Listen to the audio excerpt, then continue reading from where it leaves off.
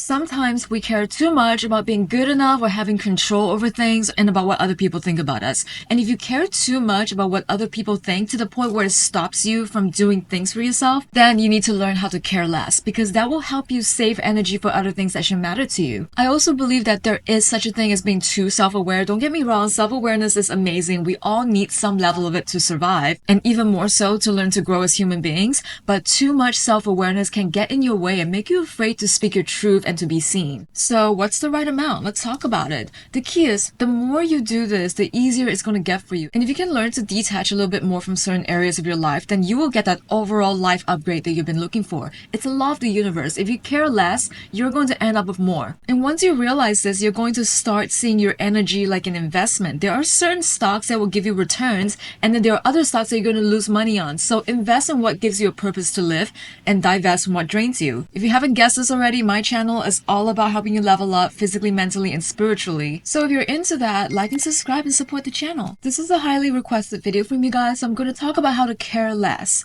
Also notice how I never say let's all stop caring. Can you imagine the kind of society we'll live in if nobody cares? It's going to be so chaotic. This video is not for people who want to become totally cold and not interested in anything.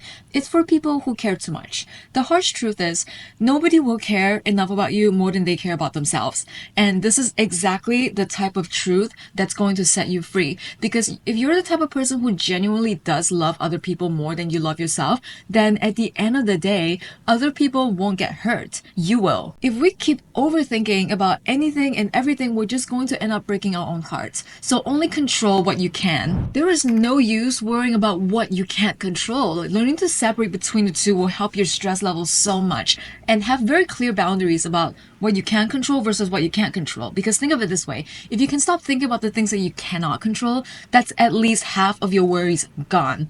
And it's a great place to start. That's things like how long people take to get back to you, what other people were saying about you, other people, period, things that are happening on the news, happening in the world, the weather, flight cancellations, things like that.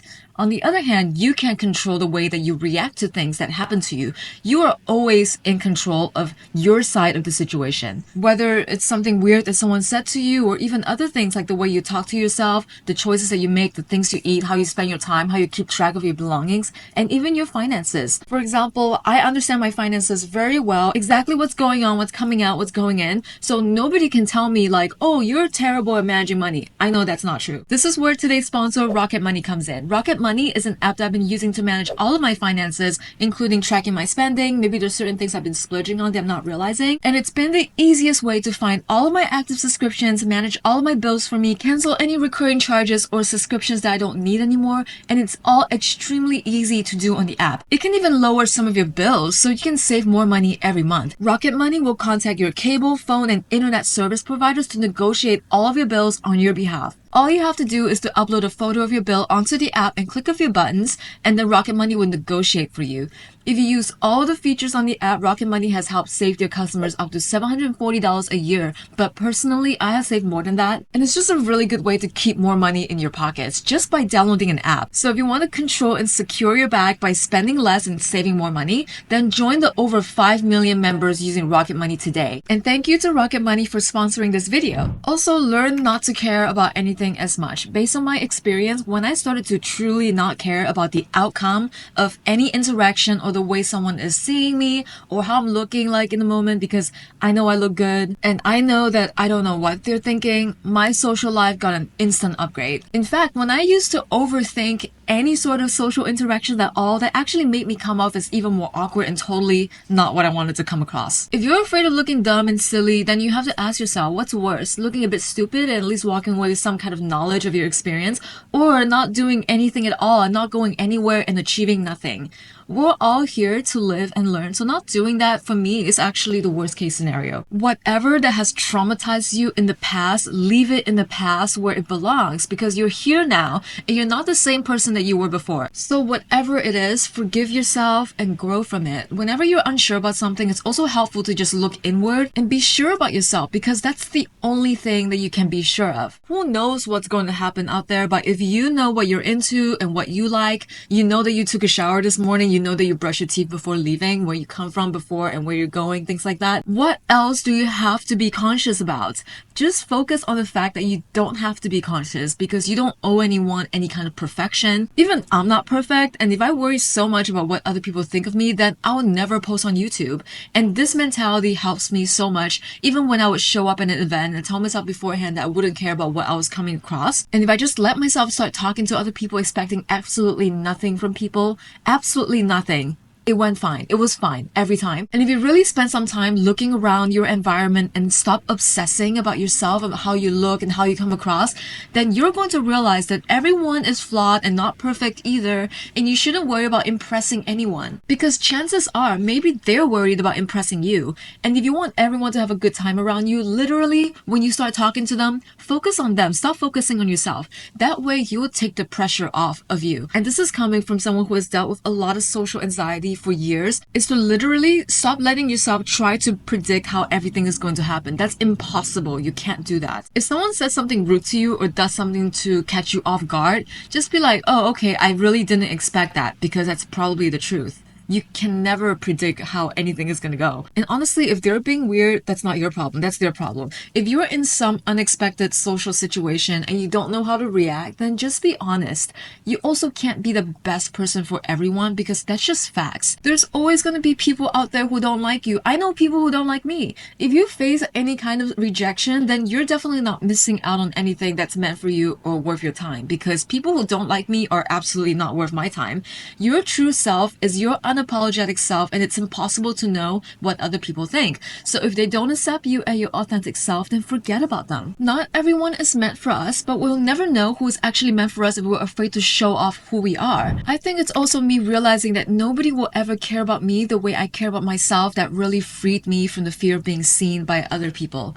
And it's a healthy thing to do, because we cannot live our lives in fear of what other people think of us, because most of the time they don't really think about us. Most people out there are probably too busy worrying about themselves, so knowing this actually gave me more freedom to think about what I want to do more of. Can you allow yourself to find a safe space where you can express yourself and know for a fact that nobody will judge you? You could start there, even if it's just an audience of one, just yourself. You could start there, and then eventually you're going to figure out how to get past the whole, oh no, what will people think about me? Because it's normal to feel like this, but the more you can practice expressing yourself in ways that make you feel safe, then that will help you expand.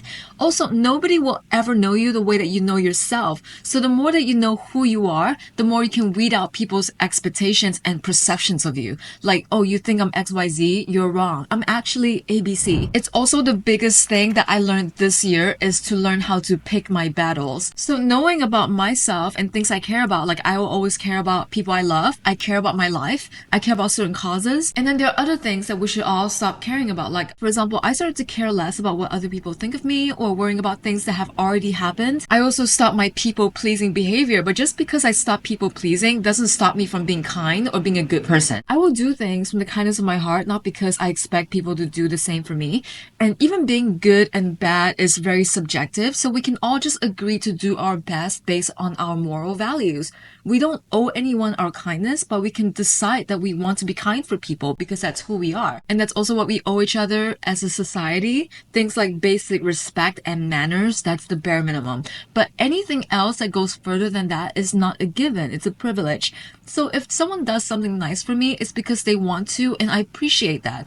They don't owe me anything, and yet they still do it. And so knowing that, it makes me grateful. But not being entitled or feel like I'm being owed something, because entitlement gets ugly, and I don't like feeling entitled. If we feel entitled to something, we need to pause and ask ourselves why. Sometimes this happens when you're nice to everyone, and when someone's not nice back to you, then you're gonna get mad like they owe you something. You don't actually owe anyone niceness, just like how nobody owes you niceness. I know it sucks to not be reciprocated, but you do things because you are who you are, and if someone doesn't return the favor to you, then it's because they probably don't think like you. That's it. You can't get mad about that. The cure to people pleasing is always to focus on yourself more so that you're literally giving less energy towards thinking about how other people behave. This also happens when your emotions are ruling your brain. If your feelings are in your head and not your heart, then it's in the wrong place. keeping your emotions where it belongs in your heart, which is next to your brain. Your feelings should be like a psychic to you and not being your boss telling you what to do. If you feel like you're about to be led by your emotions, then ask yourself why. Because you're not meant to be led by your emotions. You're supposed to feel it. You're supposed to let it wash over you because your feelings are valid and they're beautiful and you should get to know how you feel and you should acknowledge it, but you shouldn't let it take over your life and consume you.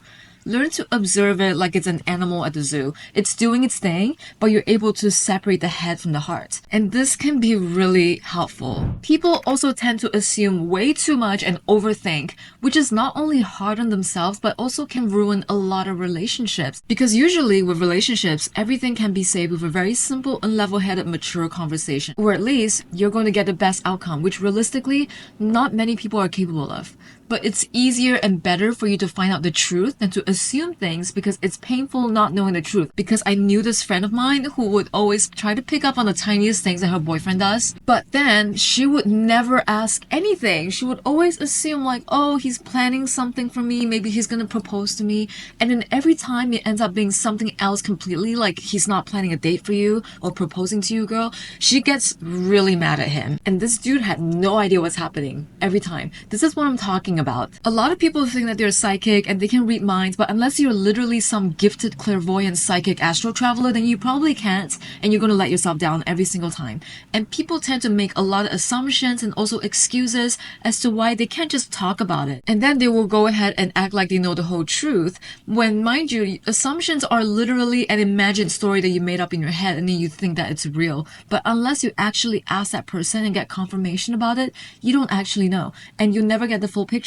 So this might sound scary, but it's actually normal and it's natural human nature to have us figuring out stuff and connecting the dots like a detective, right? But you have to be also accountable enough and responsible enough for yourself to admit sometimes it's just so much easier for you to go overboard on making up some story in your head than to actually go ahead and confront the truth, which is hard. But for the sake of your soul and your authenticity, you need to do the hard thing so you can get to the truth. And I promise you, it's less painful than assuming things and not knowing anything forever. This will also help us so much with healing our trust issues.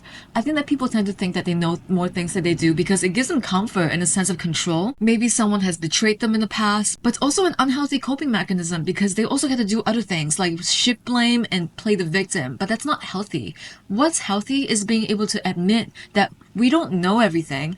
It's impossible to know everything, but we can do the work and we can find out. That's a sign of true high emotional intelligence. That means we're able to prioritize what the relationship means to us over being correct all the time. And I find that people's truths can be so subjective. When we're correct all the time, we tend to end up with no relationship. But if we can have two people talking things through in a very level-headed way, getting each other's side of the story and moving on and being normal, that's the goal. Not making up a story in my head and getting to a cold war and having a war in my mind. If we're able to extend the olive branch a little bit and have more grace for us and for the other person and be like, hey, it's not that serious. Let's find some time to talk about this.